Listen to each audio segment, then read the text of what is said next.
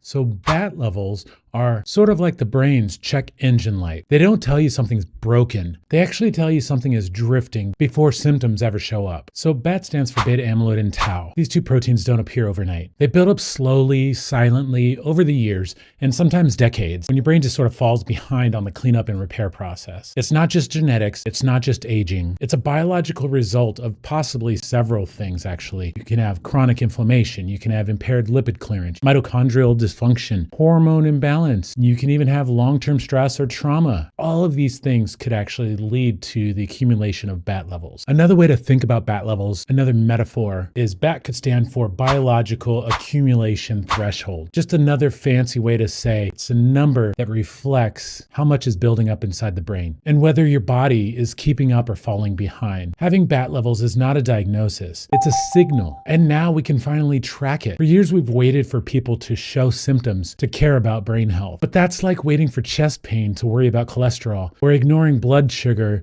until somebody is already a diabetic. So we don't do that in heart health. We don't do that with metabolism. So why are we still doing that with the brain? BAT levels actually change that narrative. We can now measure BAT levels. We can see this biological drift in the 30s, the 40s, the 50s, before tau, before synaptic damage, and before decline even happens. If BAT levels are elevated, we don't panic. We investigate, and we identify the contributing factors. Any one of those things I mentioned earlier could be a mechanism leading to BAT level accumulation. And if necessary, we can treat briefly and biologically to help bring those levels back down. And then we monitor year over year, just like A1C or LDL, because this is prevention. It's not panic. And it's how we finally treat brain health with the same urgency that we give every other system in the body. So no, your brain never had a warning light, a check engine light until now. And like I said, BAT levels are that signal now. You could even call it a BAT signal. And this biomarker may be the most important biomarker we've ever had to protect long-term brain health. We're not waiting for damage anymore. We're tracking biology and we're catching that drift, that mechanism drift. And in many cases, we're clearing it out before it turns into any kind of decline.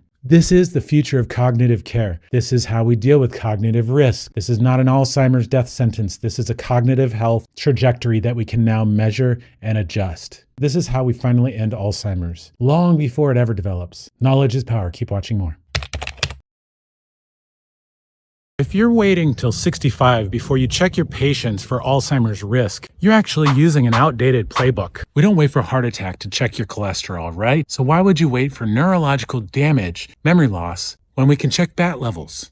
Prevention doesn't begin with symptoms. It begins with data. And the data shows that it starts in the 40s. For decades, we've been taught to wait, screen late, watch for the signs, and hope for the best. But by the time symptoms appear, the damage has already been building for decades. Alzheimer's doesn't start at 65. It shows up at 65, but it doesn't start there. Buildup actually starts in the 30s and 40s when people are fully functioning. And that's why we say the standard of care is changing, because prevention needs to start in the 30s and 40s, not the 60s. We now have the tools to track BAT levels, beta amyloid and tau proteins. We can track these changes. We can track the mechanisms that drive them. And more importantly, we've learned how to identify this risk long before there's any decline. At BATWatch in our practice, we actually group patients into two key profiles. There's average risk, and then there's elevated risk. The average risk patients have no family history, no known contributing factors, and for them, testing begins in the 40s. Elevated risk patients may actually carry the APO4 markers. They might have a family history of Alzheimer's, exposure to drinking or smoking or vaping, recreational drugs. Many also show a lot of signs of metabolic and inflammatory dysfunction. And these patients start building their beta amyloids up in their 30s, which means earlier testing before the tau markers appear, so we can help them stay ahead of the progression. This is no different than back in the 50s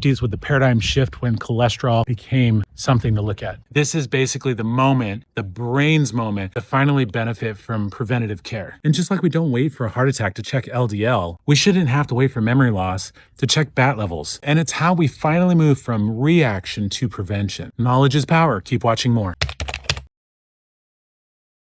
When cholesterol is borderline, you wait and watch, right? And when it's sky high and paired with symptoms, you act, right? So BAT levels work the same way. Not every patient needs treatment, but some can't afford to wait either. That's why we use clinical profiles, not guesswork, to decide who to monitor and who to move forward in the protocol. And yes, even with limited insurance coverage, there's a clear way to justify it. At BATWatch in our practice, we group patients into two main categories: average risk and elevated risk. Average risk patients have no symptoms, no family history, no major lifestyle contributors. In these cases, we recommend monitoring annually, just like we do with cholesterol and A1C. But elevated risk patients are different. They may have mild symptoms or a strong family history or past exposure to inflammatory or metabolic stressors like smoking, drinking, vaping, or concussion, or persistent fatigue or brain fog. For these patients, the cost of waiting exceeds the cost of acting. And that's where medical necessity comes in. We're not looking for reasons to overtreat. We're looking for clarity. In elevated risk patients, it's clinically appropriate and medically justifiable to gather biological data early, especially when patients are in their 30s, 40s, or 50s, where subtle changes may be building silently over time. This isn't speculative testing. This is targeted surveillance. We also recognize not every insurance plan covers advanced testing up front. That's why we follow a structured, stepwise approach that aligns with clinical standards and cost considerations. And yes, I get it.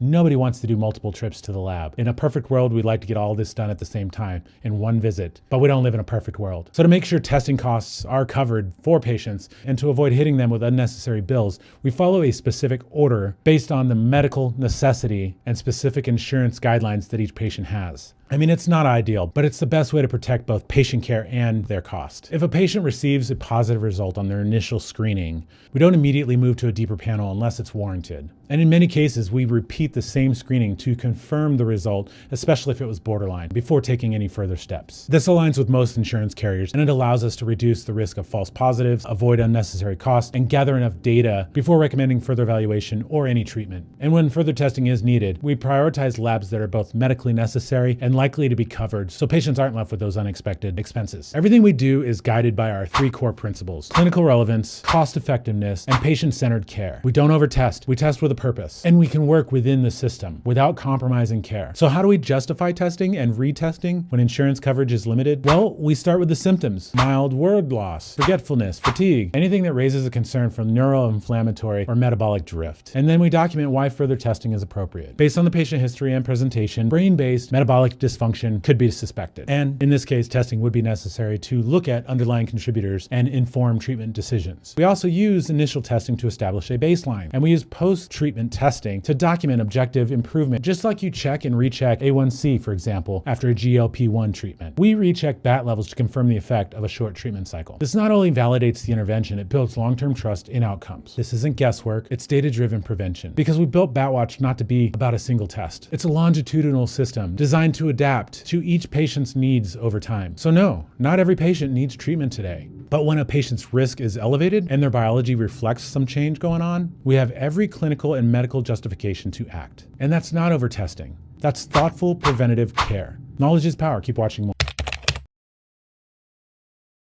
Every provider understands cholesterol. You measure it, you track it, and you manage it before there's a heart attack. BAT levels work the same way, except they help us track brain risk. BAT stands for beta amyloid and tau, the two key proteins that accumulate over time and drive Alzheimer's-related damage. When you talk about elevated BAT levels, you're talking about the measurable buildup of these proteins in the bloodstream, often decades before symptoms even show up. Just like LDL, BAT levels don't rise on their own in isolation. They're shaped by a patient's metabolism, inflammation, lipid transport, and cellular cleanup systems, all of which we call mechanisms. And at BATWatch in our practice, we don't just test for BAT levels, we interpret them in context with clinical oversight. I mean, this isn't about fear, this is about actionable insight. When BAT levels are low, we keep monitoring. And when they're elevated, we can intervene with treatment protocols that work upstream, not downstream. And just like managing cholesterol changed the course of heart disease, BAT levels are here to change the future of Alzheimer's. Knowledge is power. Keep watching more.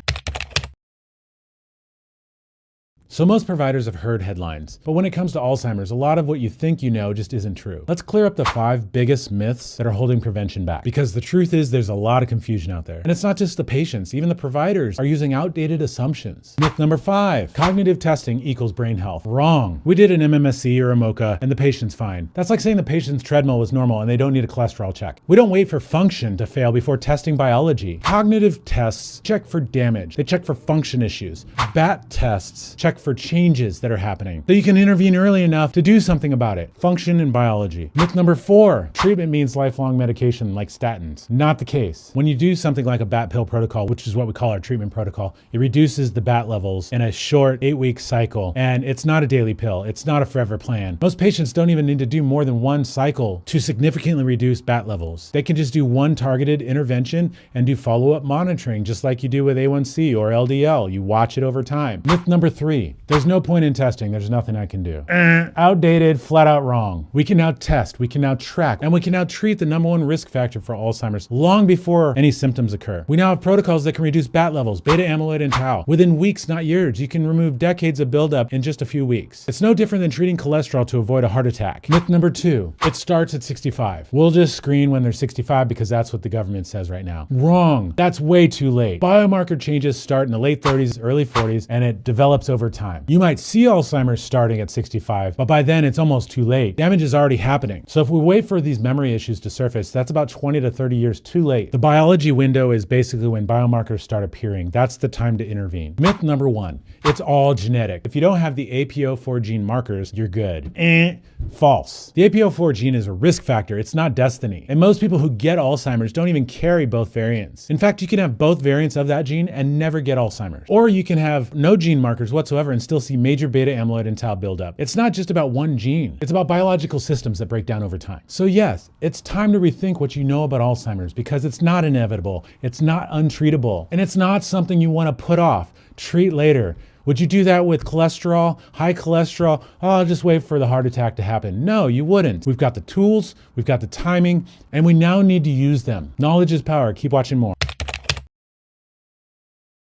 If your patients don't have symptoms yet, it's easy to assume that they're fine. But that's the mistake medicine has made for decades. And we confuse silence with safety. Alzheimer's is not a late life event. It's a decades-long process that actually starts biologically, not behaviorally. It begins with small failures on how the brain clears waste. Beta amyloid starts to accumulate often in the late 30s or 40s, long before any noticeable symptoms appear. And that buildup slowly disrupts the neural pathways and triggers inflammation. Eventually, the tau proteins begin to misfire. And by the time somebody forgets a name or repeats a story, you're seeing the final act of a long progression. And that's why we monitor BAT levels now, because beta amyloid and tau are silent for years, but they're measurable now. And at BATWatch, in our practice, we don't wait for symptoms to tell us what's already been happening. We track it, we catch it, and for many patients, we can actually treat it. Like I said, Alzheimer's doesn't show up overnight. It builds slowly, invisibly. And unless we're looking for it, we're gonna miss it. And once symptoms appear, the brain is likely to lose the battle. This is the window to act. Track, treat,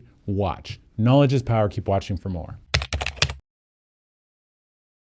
So a lot of providers and patients still think of Alzheimer's as a genetic coin toss, like a 50-50 coin toss. If you got the gene, you're at risk. And if you don't have it, you're safe. But that's so far from the truth, it's kind of ridiculous. Science tells us a much more complex story than that. This isn't just about an APO4 gene. It's about inherited vulnerabilities at the cellular level. Some people could inherit poor lipid clearance. Others inherit a weakened autophagy or mitochondrial dysfunction or chronic inflammation. These aren't just random flukes. They are cellular traits that are passed down through families, just like high cholesterol or insulin resistance. At BATWatch, in our practice, we help providers like you understand that a clean genetic panel doesn't mean a patient's safe, and carrying the APO4 markers doesn't mean they're doomed either. So we monitor BAT levels to detect the expression of risk, not just the presence of it. It's not about guessing who might get Alzheimer's. It's about tracking a biological process that can lead to it before there's damage. Just like we screen for A1C and LDL, regardless of family history, we screen for BAT levels because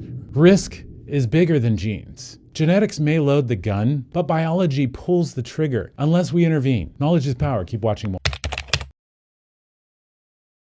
So we've had the ability to test for BAT levels for more than 2 years now. New tests keep dropping all the time. There's roughly about 8 options right now as of the time of this video. But why aren't providers using them? One of the biggest reasons we see providers hesitate is because everyone is stuck in what I like to call analysis paralysis. And providers avoided these tests because of the concerns of false positives, false negatives, and the inconsistent accuracy rates. And honestly, they're not wrong. The data keeps shifting. This one has a specificity of 71%, the other one has a false rate of 10%, and this one over here has a false negative a 5%, and this one over here has an AUC of 0.85, and so on and so on. And losing patients over a false positive or a false negative is unacceptable. But so is delaying life-saving tools to fight a future of now having to live with Alzheimer's. And the truth is, no test is ever going to be perfect, but waiting for perfection is literally killing people. And I would say that saving lives now is more important than chasing perfection. And if we let this uncertainty keep us paralyzed, we lose time. Our patients lose time. And in prevention, time is everything. So that's why we developed our BAT testing protocol as a system, not as a single test. Instead of relying on just one single blood test, we use annual testing to systematically increase accuracy over time, just using simple probability metrics. The odds change drastically with routine testing. For example, let's say you have a beta amyloid test from, let's just say, Acme Labs. It has a sensitivity rate of 0.89, a specificity rate of 0.71, and an AUC of 0.82. So accuracy of roughly 82%, which is on the lower side of most of the tests on the market today. But when you add a second annual test, statistically, the accuracy of that 82% jumps to 91%. This means without tau testing, a routine beta amyloid test alone systematically increases accuracy, a far better approach than waiting for a perfect test that may not ever come, because BAT levels take decades to build up, and in most patients in their 30s and 40s or 50s have luxury of time. So if a test produces a borderline result, they simply retest the following year and improves the accuracy over time naturally. For high-risk patients or older patients where time is more critical, a follow-up test sooner can just eliminate the uncertainty for waiting another year or 2 years almost entirely. This is not theory, guys. This is simple math.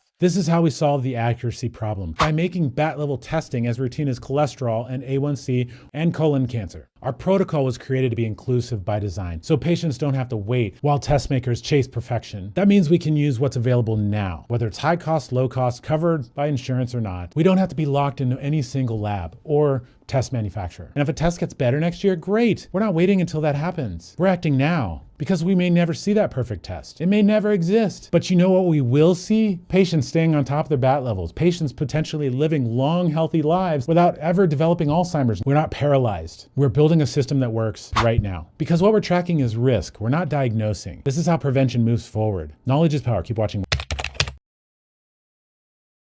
So Alzheimer's does not begin with memory loss. It actually starts with a metabolic breakdown. This is the shift we all need to make as clinicians, as researchers, and especially in primary care, knowing that Alzheimer's is not something that just shows up at 65. It's the result of decades of metabolic dysfunction, quietly changing the biology of the brain while patients are still high functioning. If you're waiting for memory issues to start testing, you already missed the window. The pathology starts so much earlier. The warning signs start earlier. And the intervention opportunities, they start with the metabolism. Let's break this down. So the brain is one of the most metabolically demanding organs in the body. It accounts for only 2% of the body weight, but it burns more than 20% of the body's energy. It needs clean fuel, it needs mitochondrial output, it needs lipid transport to clear the waste, and it needs autophagy working strong to keep the system from getting clogged. And when any of these systems falter, even slightly, you start to see beta amyloid accumulation. And if left unchecked, tau eventually follows. But the root cause isn't tau. It's the breakdown in how the brain manages energy, inflammation, and clearing out the waste. And that's where BAT levels come in. We're not doing a cognitive screening. We're not measuring symptoms. We're looking at what's happening underneath the surface before memory begins to change. BAT testing shows beta amyloid and tau proteins, sure, but it also gives us a window into the mechanisms that drive those changes. And like I said, these include lipid clearance efficiency, inflammatory signaling, mitochondrial stress, insulin resistance, cortisol dysregulation. Each of these can push BAT levels up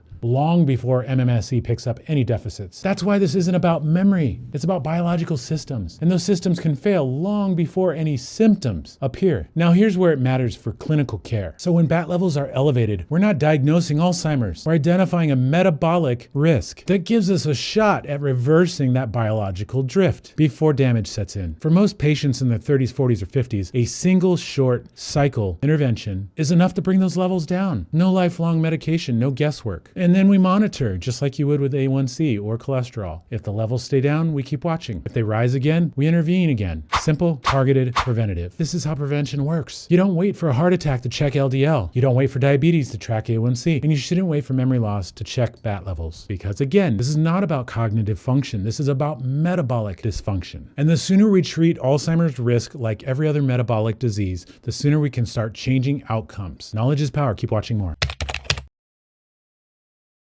So having both variants of the APOE4 gene is not a diagnosis, and it's not a guarantee, and it's not the cause of Alzheimer's. As a matter of fact, I wish they would stop calling it the Alzheimer's gene. You don't inherit a heart attack, but you inherit the systems that can lead to one. And the same can be said with Alzheimer's. You don't get a single gene that dictates your fate. It's a breakdown of mechanisms in your body that keeps the brain clean and stable and able to clear out beta amyloid buildup. For years, the focus has been on this APOE4 marker. And while it's true that carrying 1 or 2 copies of this variant can raise your risk, it doesn't explain why some carriers never develop Alzheimer's and while non-carriers do. Alzheimer's is not a gene-driven condition. It's a systems failure. We're talking about lipid clearance, autophagy, mitochondrial energy output, inflammation regulation, stress hormones, sleep cycles, insulin signaling, immune activity in the brain. Disruption of any one of those symptoms, especially over time, can elevate BAT levels and increase chance of progression. And in some patients, it's only one major breakdown. In others, it's a combination of several of those mechanisms. But what matters most is that all of these systems are now measurable. We could track them. We can identify the drift before symptoms start. And in many cases, we can actually intervene early enough and make a difference. We don't treat cholesterol with gene therapy. We treat it by monitoring systems and making adjustments. The brain deserves the same strategy because Alzheimer's is not something you're doomed to get. It's something that develops when mechanisms that keep your brain clean and stable start to fall apart. And the earlier we recognize this, the better chance we have at protecting what matters most. Knowledge is power. Keep watching more. The earliest warning signs of Alzheimer's is not memory loss. It's the brain's failure to clear out waste. And this breakdown often starts with lipid transport. We talk a lot about beta amyloid and tau, but those proteins, they just don't appear out of nowhere. They accumulate when the brain can't clear them out fast enough. And that clearance process starts with lipid transport. That's how the brain moves fat-based molecules, including cholesterol, phospholipids, and essential fatty acid, in and out of the cells. But more importantly, it's how your brain clears out waste, including beta amyloid. Key players like APOE, ABCA1, LRP1 helps shuttle cholesterol and toxins across the blood-brain barrier, escorting debris out of the brain for removal. And when those transport proteins become impaired because of genetic variants or metabolic dysfunction or oxidative stress or inflammation, the brain starts to fall behind on the clearance. And beta amyloid isn't the cause, it's the consequence. We've seen patients with APO4 variants, excellent lifestyle habits, but they have elevated BAT levels because their lipid clearance system is underperforming. This is where Alzheimer's risk really begins, not with plaques, but with slowed clearance. It happens silently over years or even decades. There's no pain, there's no obvious symptoms, but that backup has already started. This is why routine BAT testing matters. It doesn't just detect what's building up, it helps infer why. If BAT levels are rising in a patient with normal lifestyle and no inflammatory markers, we know to take a deeper look into their lipid transport function. That might mean we check for the APO4 gene. It might mean we investigate HDL efficiency or signs of oxidative stress. Whatever the root cause, we're no longer flying blind. We don't treat Alzheimer's by waiting for plaques. We prevent it by understanding the systems that clear them out. And lipid transport may be one of the most critical systems to watch, because when the cleanup slows down, the damage starts to accelerate. Knowledge is power. Keep watching more.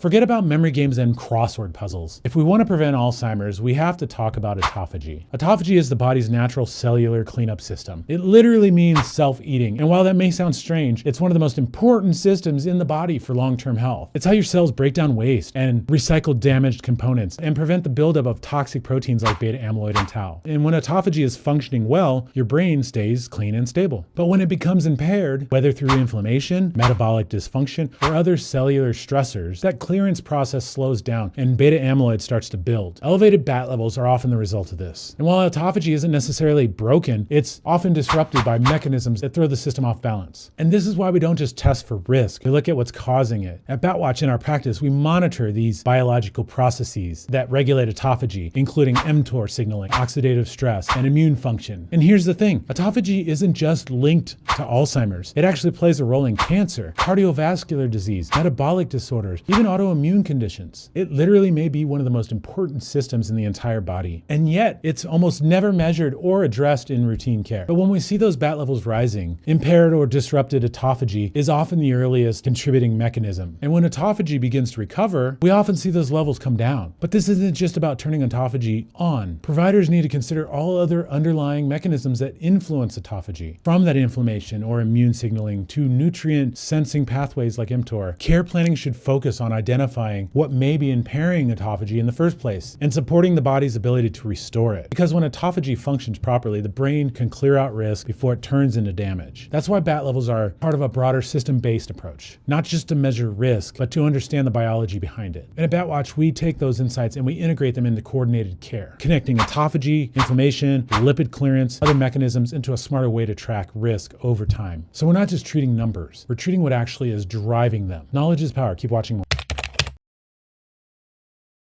Alzheimer's just isn't about what builds up in the brain. It's about what breaks down in your cells. And that breakdown starts with the mitochondria. Mitochondria are the energy generators of the cell. But in the brain, they do more than just power neurons. They regulate oxidative stress, maintain calcium balance, and support critical cleanup systems like autophagy. And when the mitochondria start to fail, everything else starts to fall apart. We've seen patients with no genetic risk, no family history, no lifestyle flags. But when we see their BAT levels rise, one of the mechanisms we look at is mitochondrial dysfunction. Why does this matter? The brain is the most energy demanding organ in the body. It makes up 2% of the body weight, but it uses about 20% of the body's oxygen and energy. So when mitochondrial output drops, the brain loses its ability to keep up with even basic maintenance. That includes clearing things out like beta amyloid, recycling cellular waste, and maintaining synaptic health. Over time, energy starvation leads to slower clearance, and slower clearance leads to buildup. Not because there's more beta amyloid being made, it's because there's not enough power to get rid of it. And you won't see this on a blood test, and you won't hear about it on a symptom checklist. But mitochondrial stress is real, and it shows up in the background in many of the elevated BAT level cases that we've studied. It can be triggered by chronic inflammation, high oxidative stress, toxin exposure, poor sleep, nutritional deficits, even prolonged sedentary behavior. And the good news? Mitochondria are very responsive. They can adapt, they can recover, but only if we know they're under stress in the first place. That's why understanding mitochondrial dysfunction is critical in Alzheimer's prevention, because it doesn't just affect neurons, it affects the entire ecosystem of clearance, stability, and long-term brain protection. And now with routine BAT testing, we can start spotting these signals early and take meaningful action while there's still time. Knowledge is power. Keep watching more. So chronic stress doesn't just burn you out. It can literally rewire your brain and raise your risk of developing Alzheimer's. We all know stress isn't good for the body, but in the brain, chronic stress actually activates a deeper mechanism, one that can quietly reshape long-term cognitive risk. It starts with the hypothalamic, pituitary, and adrenal axis. We'll call this the HPA axis to keep it simple. This system connects the brain to adrenal glands, and it's responsible for producing cortisol, the body's primary stress hormone. In short bursts, cortisol is actually protective. It helps regulate energy, suppress inflammation, and responds to threats. But if cortisol remains elevated because of poor sleep, trauma, chronic anxiety, metabolic dysfunction, or lifestyle overload, the brain enters a different mode. And that's where the problem begins. Prolonged cortisol elevation can actually impair the hippocampus, and it can slow down glucose metabolism in the neurons, and it can interfere with the brain's ability to clear out waste, including beta amyloid. We've seen patients with elevated BAT levels who don't have any APO-form markers, no major inflammation, no clear metabolic red flags, but they've lived in a state of stress for years. And it shows. And when the HPA axis is chronically activated, clearance mechanisms get disrupted. Synaptic repair slows down. Neuroinflammation rises. And the risk begins to compound. And the worst part, this dysfunction often starts with patients in their 30s, 40s, and 50s, while they're still fully functional, making it so easy to miss. But when we track BAT levels alongside cortisol and other mechanism panels, we start to see a pattern. And once we catch it, it's actionable. Because HPA dysfunction is often reversible, but only if you know what you're looking for and you catch it early. Routine BAT testing actually helps us catch that window, not by diagnosing stress, but by showing us the downstream effects of the brain's ability to clean itself. This is how we turn chronic stress from a silent driver of the disease into a clear, measurable intervention point. Knowledge is power. Keep watching for more. So you can't see it and you can't feel it, but neural inflammation is silently accelerating Alzheimer's risk for millions of people. It doesn't look like a fever and it doesn't come with redness or swelling, but that does not mean that it's not there. It's often quiet, it's often chronic, and it's one of the most overlooked mechanisms that drives BAT levels. So here's what happens. When the brain's under stress, whether it's from trauma, toxins, poor sleep, metabolic issues, or immune dysfunction, the glial cells that are meant to be protective actually become overreactive. And instead of cleaning up debris, they start releasing cytokines. Instead of calming the inflammation, they actually amplify it. And over time, this creates an environment where beta amyloid builds faster, and then tau proteins start to spread. And it's not always obvious in blood work. And it's not something you're going to catch with routine imaging either, but it's real. And it is measurable if you know what to look for. We've seen patients with no genetic variants, no family history, consistently have elevated BAT levels because of underlying inflammation. And when we address the inflammation directly through targeted interventions, we often see those levels come down pretty quick because in many cases, the brain is not broken. It's just inflamed. And then when the inflammation is resolved, clearance mechanisms begin to recover. Neural inflammation is one of the earliest and most actionable signals that we have. And yet it's rarely discussed in clinical practice. But that needs to change because the sooner we can start treating inflammation in our brain the same way we do when it's in our bodies, the sooner we can shift from reaction to prevention. And checking BAT levels with routine BAT tests is one of the simplest methods we have to make that shift. It's fast, it's scalable, and it gives us an actual biomarker, one that reflects the downstream effects of chronic neuroinflammation. Instead of guessing, we have a signal. Instead of waiting for symptoms, we can actually get ahead of them. BAT levels help reveal a story behind the symptom, showing us if something is off with clearance, inflammation, or cellular stress long before any clinical decline appears. This isn't about testing for a disease. It's about measuring risk and identifying what's driving it. Because when neural inflammation is caught early, we don't just have options. We have time. Knowledge is power. Keep watching for more.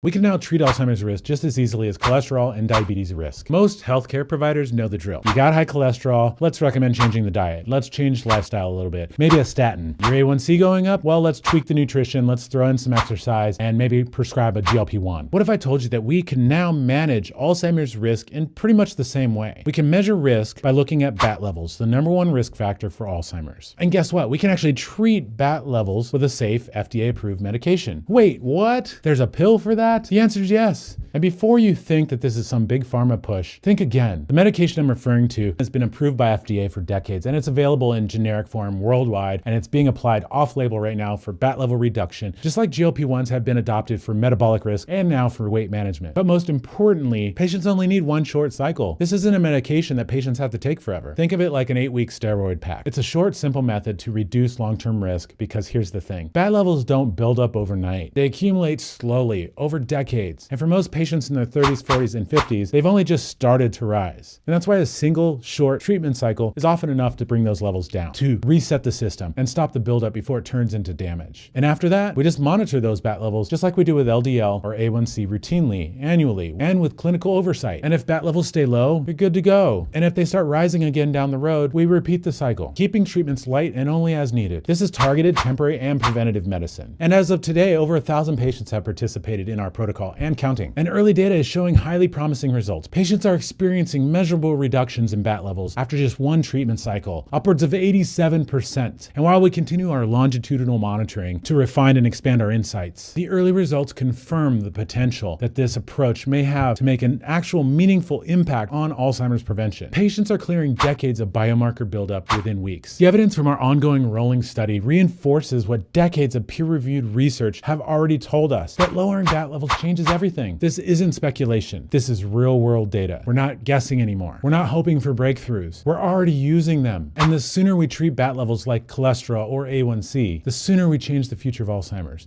before it ever begins. Knowledge is power. Keep watching more. All right, so let's clear things up right away. BATWatch is not a referral. When you think of BATWatch, don't think of specialist. We're not a neurology group. We're your preventative partner in care. We specifically focus on brain health. Think of us like a cognitive command center who provides long-term tracking and biomarker-driven insights for you and your patients. We provide ongoing updates. You remain in control. We don't replace you. We support you. We provide the tools for you and your patients to stay ahead of Alzheimer's risk. And it works fairly simply, just like sending somebody to Quest Labs for blood work or Cologuard for colon cancer screening. If you identify a patient that falls into an average or elevated risk criteria, you can place the order directly, just like any other lab panel, or simply send the patient to us and we'll take it from there. Just like you'd order a CBC or cholesterol panel, you can order online at batlevels.com or send us a fax. Once the order's in, we'll handle the rest. We contact the patient, we schedule testing, we'll handle the coordination, and we'll share everything back with you. BATWatch wasn't built around one test. It's a longitudinal system. Once testing begins, we monitor these BAT levels over time, so you can see if things are stable or changing, and if they're responding to any intervention, if that's the route we go. And because we are centralized, everything is consistent. Same protocols, same follow-ups, same reporting cadence delivered right back to you. And yes, we know sometimes testing can be a process, and we'd love to do everything in one shot. But we all know how insurance works. And because we want to ensure that insurance covers things, we have to protect them from unnecessary cost. And we do follow a phased testing model. For example, if an initial screening comes back as elevated, we may repeat the test before moving forward. Everything we do is designed to balance clinical clarity, patient cost, and medical necessity. This isn't shotgun testing. It's structured, data-driven care delivered step by step. There's no new portals to worry about, there's no training required, and there's no disruption in your day-to-day clinic practice that you need to worry about, and we're built to scale. And we're already helping providers nationwide to track, to treat, and to monitor brain health like never before. Knowledge is power. Keep watching more. So no one has ever tracked Alzheimer's risk like this before. We now have the largest longitudinal data set of early Alzheimer's risk ever assembled, tracking BAT levels in real time. We call it the BATWatch registry, and it's a centralized data command center that houses all of the anonymized data for every patient, every test, every treatment cycle, completed worldwide across our network of providers together in one place. And we've already onboarded thousands of patients, and we're analyzing millions of data points. And over the next decade, that will become billions of data points over millions of patients. From the start, we designed BATWatch to be a centralized system because real prevention needs structure. It needs consistency and coordination. We didn't want scattered labs, disconnected protocols, and one-off treatments. That's not how you scale brain health. Something this important requires a methodical approach. And BATWatch wasn't built just to focus around a test. It's not a pill, it's not a product, it's a platform. That means this is not just about individual care. Every time a provider orders a BAT test, they're helping us uncover how different mechanisms behave across populations, how risk levels shift over time, and what interventions actually do move the needle. And here's the power of collaboration. We feed those insights right back into the system. So provider decisions get smarter nudges, better timing, more personalized care. That's the power of real-world data working in real time for you and your patients. And let's be honest, for decades, brain health has kind of been an afterthought. No tools, no structure. BATWatch changes that. We're giving brain health the same attention and infrastructure as heart health now. Routine testing, personalized risk scoring, and clinically guided action. It's a system that makes it all manageable. This isn't a vision, this is not a concept, it is happening now. Our BATWatch Command Center is evolving into the most intelligent, patient-friendly brain health platform in the world. Dynamic recommendation engines, smart alerts based on registry trends, integrated treatment workflows from the first test to long-term follow-up. And every update we do makes prevention easier, faster, and more precise. This is how Alzheimer's prevention finally becomes a part of routine care. Not with chaos, not with guesswork, but with a centralized system that's built to scale. Knowledge is power. Keep watching more. So we don't send patients to a cardiologist just to check their cholesterol, do we? So why are we waiting for cognitive symptoms before addressing brain health? This is prevention, and it belongs in primary care. For years, Alzheimer's was treated like a specialist issue. You wait for symptoms and then you refer to neurology, right? But prevention just doesn't work that way, and brain health can't afford to stay stuck in the old model. Let's call it what it is. This shift belongs in primary care. Because primary care already owns prevention. You track A1C before diabetes, and you track cholesterol before heart attacks, and you manage blood pressure before stroke. Now we can do the same thing with brain health. BAT levels are just the next logical addition. They tell us how the brain is aging biologically, years before symptoms ever show up. This isn't about diagnosing dementia. It's about monitoring early risk. It's the invisible changes that we now know we can track. We have the tools to track them. This is biology. And the best part is you don't need to become a neurologist to manage it. You're not prescribing any psych meds. You're not doing any cognitive therapy. You're simply integrating brain health biomarkers into the same workflow you already use for metabolic and cardiovascular prevention. BATWatch gives you a plug-and-play system to track, treat, and follow up without overwhelming your practice. So no, BATWatch does not belong in neurology. It belongs right here, in your exam room. Heart health moved to primary care decades ago. Metabolic care followed. And now it's brain health's turn. And providers like you are the ones leading the way. Knowledge is power. Keep watching for more.